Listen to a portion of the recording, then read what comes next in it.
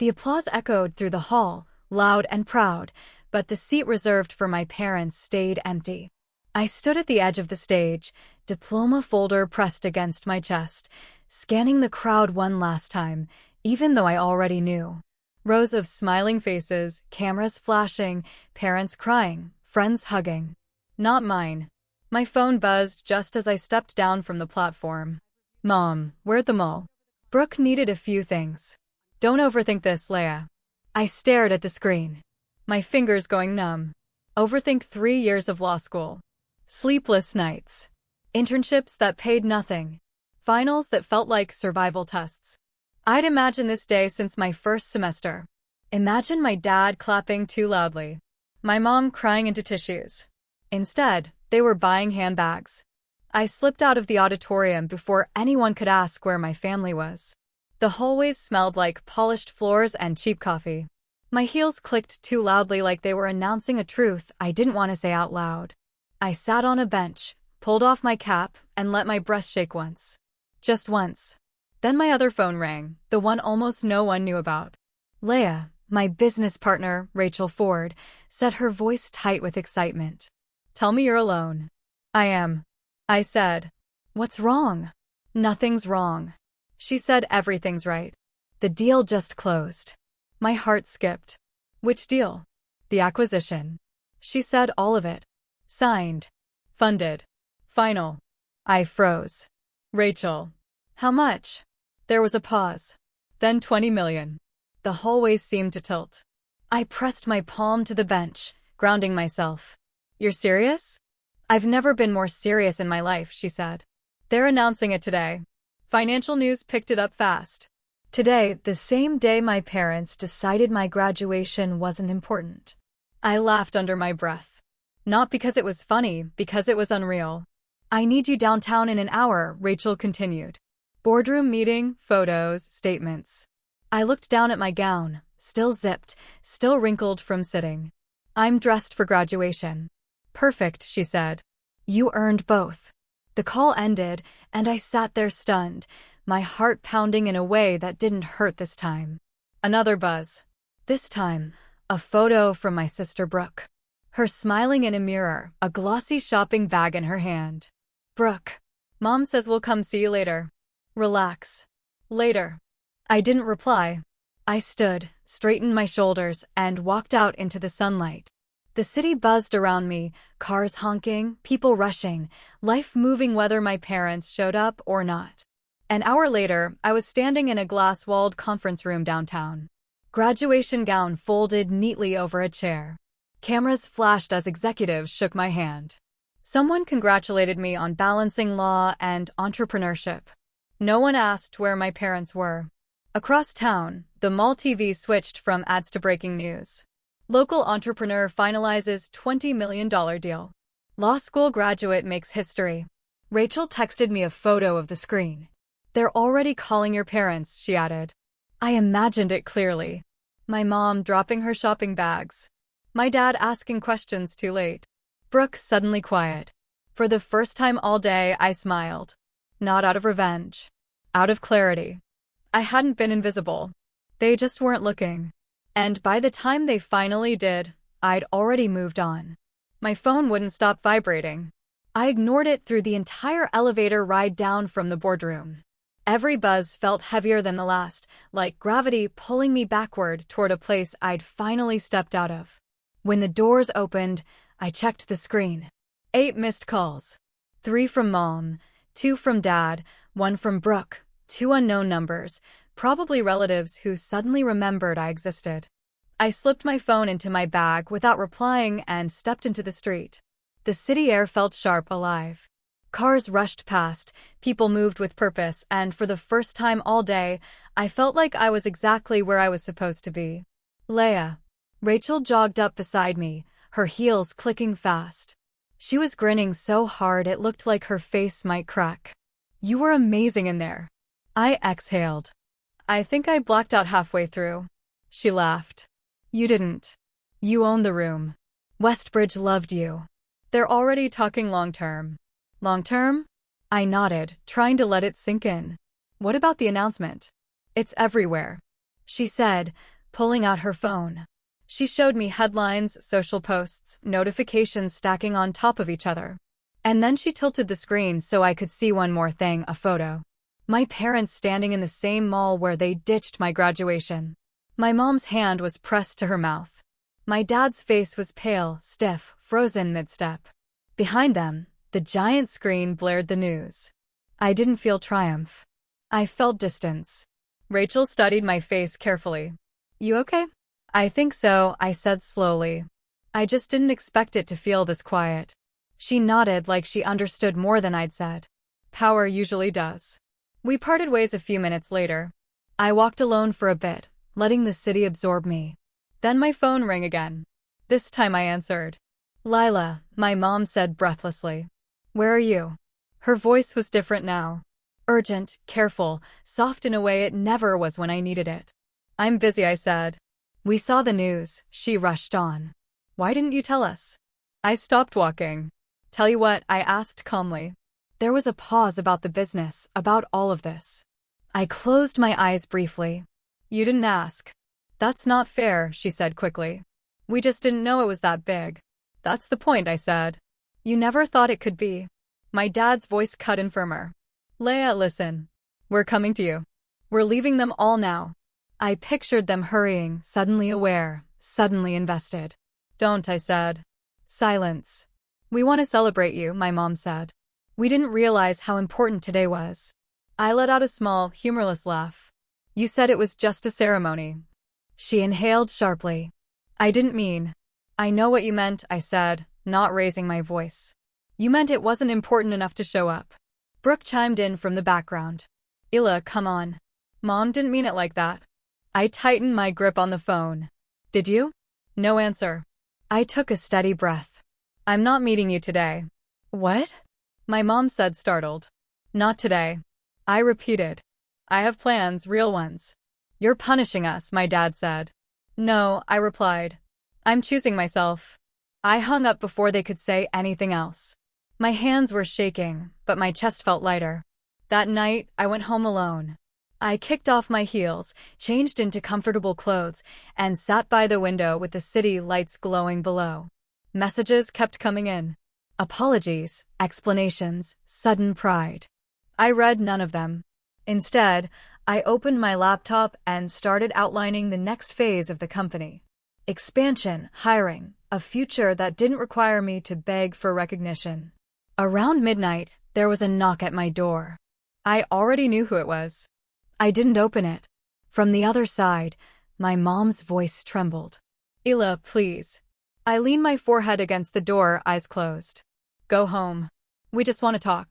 "Not tonight," I said gently. Tonight was mine. There was a long pause, then footsteps retreating down the hallway. I didn't cry.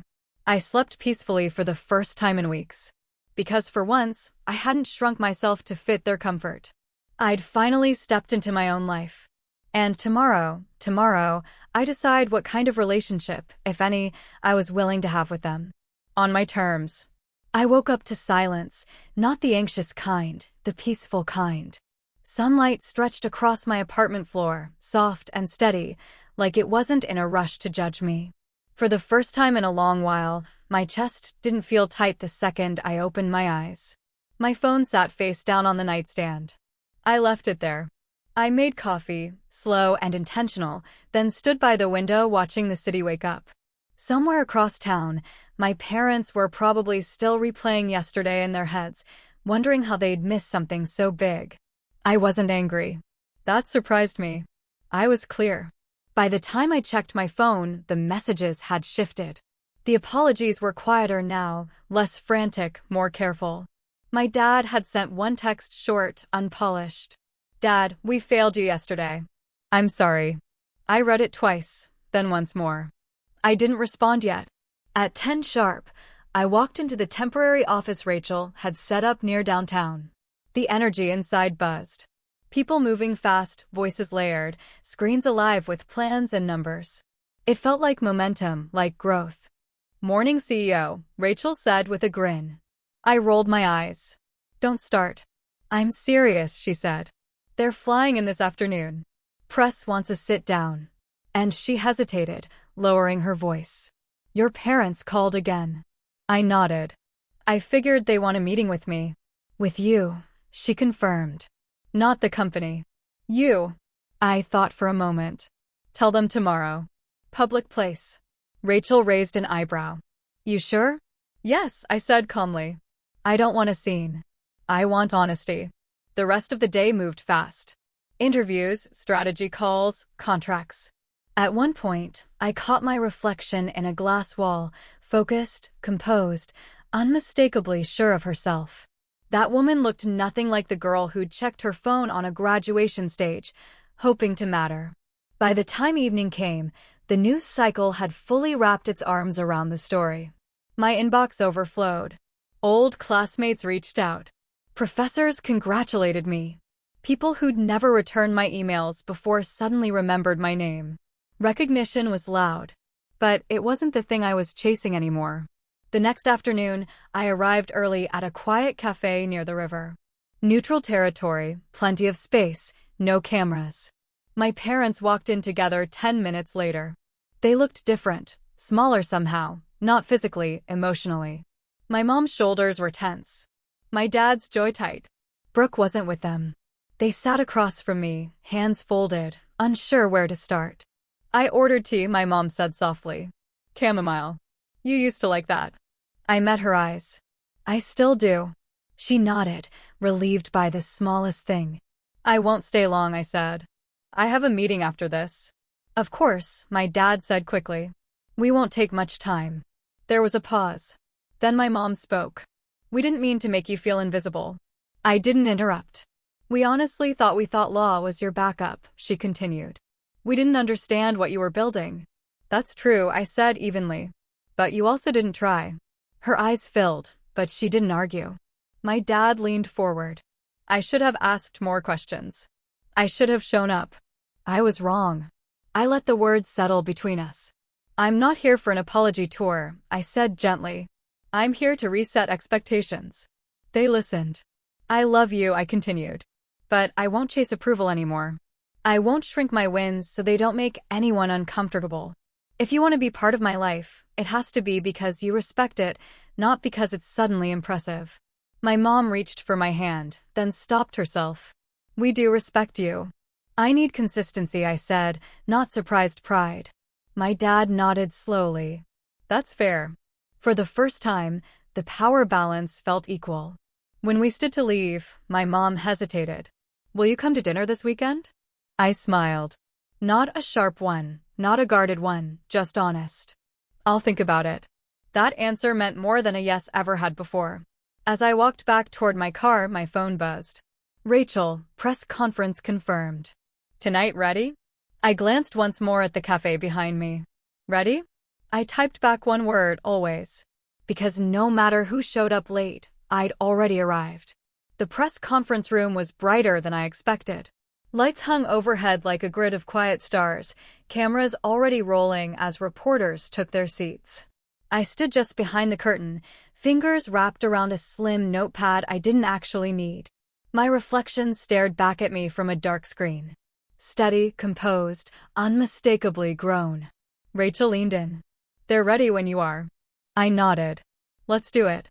When I stepped out, the room settled instantly. Not silent, focused. That kind of attention feels different. It doesn't beg, it waits. I took my place at the podium, heart calm, voice clear. Good evening, I began. My name is Leah Monroe.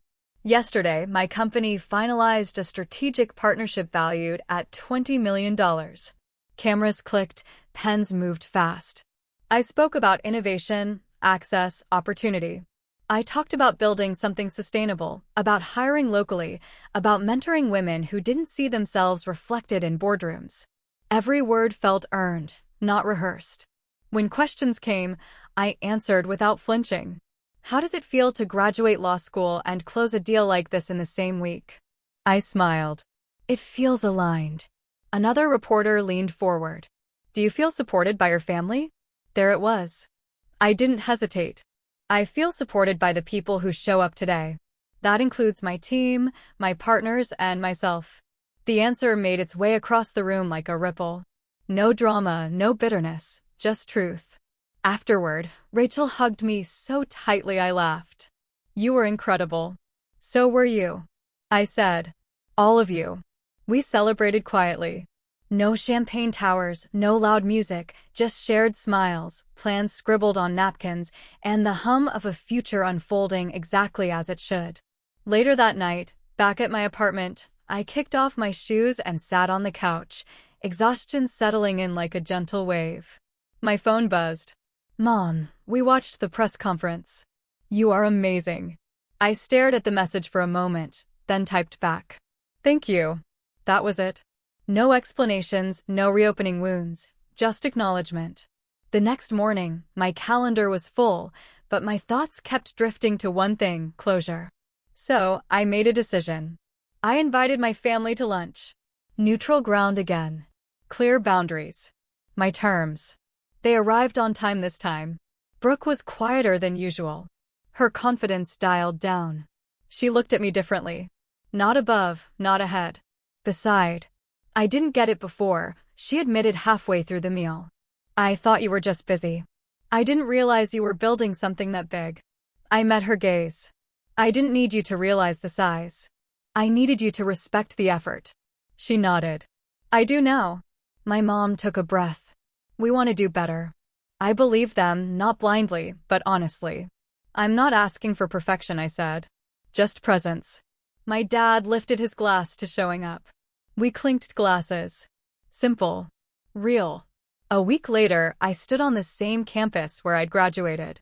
But this time, I wasn't looking for anyone. I was there to speak to a group of students who looked just as tired and hopeful as I once had. I didn't wait for permission. I told them. I didn't wait for applause. I built anyway. They listened like it mattered because it did. After the talk, a young woman approached me, eyes bright. My parents don't think my idea is practical, she said quietly. I smiled, then make it undeniable.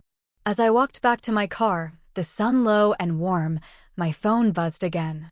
Rachel, first round of hires confirmed. You changed a lot of lives today. I typed back, so did we. That night, I hosted a small dinner at my place. My parents came. So did Rachel, Maya, and a few team members who'd been with me since the beginning when the company was just a sketch on a napkin and a belief no one else could see. Laughter filled the room. Stories overlapped. For once, no one talked over anyone else. My mom pulled me aside near the kitchen. I wish I hadn't missed her graduation. I met her eyes calm and grounded. I don't. She looked surprised. It taught me something. I continued that my life doesn't pause when people aren't ready to watch. She nodded slowly, understanding settling in. Later, after everyone left, I stood alone by the window again, city lights blinking below. I thought about that moment on the graduation stage, how small I'd felt, how unseen, and I smiled because the ending wasn't revenge in the way people expect. I didn't shout. I didn't cut anyone off. I didn't need to. I won by building a life that didn't require their approval to stand tall. They came back running, but I didn't need to chase them anymore. I was already exactly where I belonged. And this time everyone could see.